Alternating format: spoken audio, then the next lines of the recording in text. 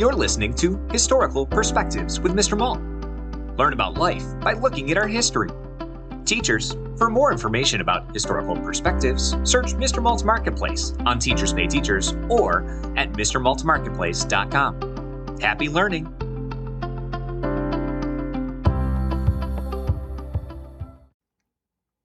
The Lemonade Stand Fiasco.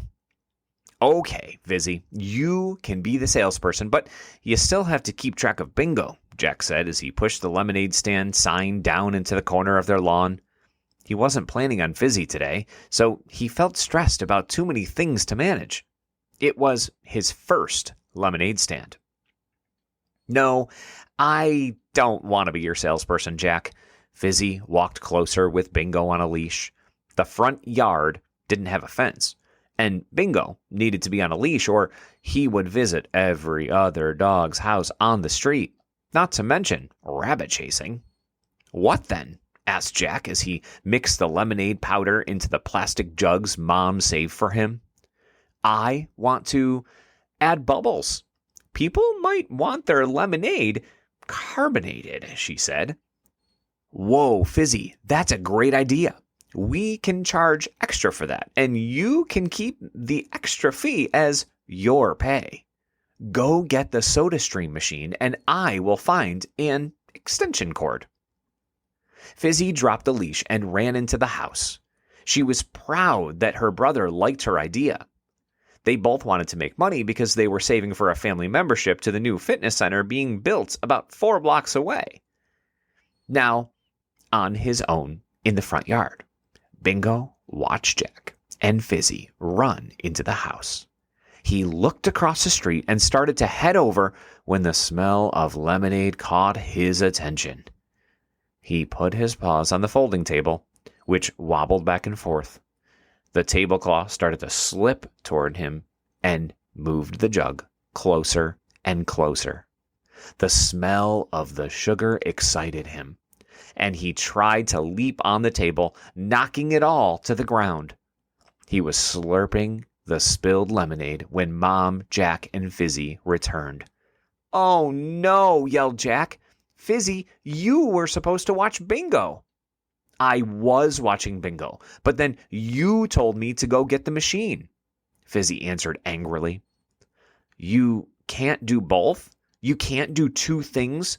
I should have done this myself," Jack yelled, trying to lift the table back up. Maybe being an entrepreneur was more than he could handle.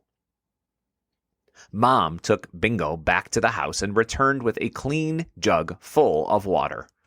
"I know this isn't your fault, Jack, but you shouldn't yell at your sister. And you'll need to pay me for another canister of lemonade powder. You don't have much left after the spill." "But Mom," Jack was frustrated. "Why should I pay for the materials again when it was Fizzy who wasted them?" Fizzy answered sadly. "It was Bingo, actually." She wrapped her arms around Mom. "This isn't as bad as it seems," Mom assured them both while rubbing Fizzy's back. "You can still make money today, but you may have to sell drinks longer than you planned. We'll see. Let's get the carbonation machine hooked up. I'll make a new sign that shows the 2 kinds of drinks and the cost. You 2 clean up this mess and decide the prices." As she walked away, she heard Jack whisper to Fizzy that he was sorry for losing his temper. Soon, the stand was up and running, and Bingo, on a leash, barked at every car and person who went by. That made everyone notice the stand, and almost everyone paid for the upgraded bubble drink.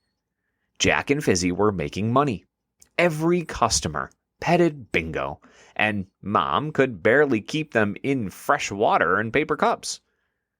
At the end of the day, Jack paid Mom for the materials used and counted the money left. Instead of paying Fizzy for the upgrade charge, he split the money evenly because she worked as hard as he did for the last 2 hours. They gave half their money to the jar marked Fitness Center and put the rest in their save and share jars in their rooms. Bingo fell asleep as soon as they were back inside. All of that attention and a belly full of sugar knocked him out until morning. Thanks for listening to this Historical Perspective. If you enjoyed this episode, be sure to subscribe. Also, search for Historical Perspectives on Teachers Pay Teachers to learn more about other topics, such as the Golden Gate Bridge, Henry Ford, schools in the early 1900s, and so much more. Happy learning!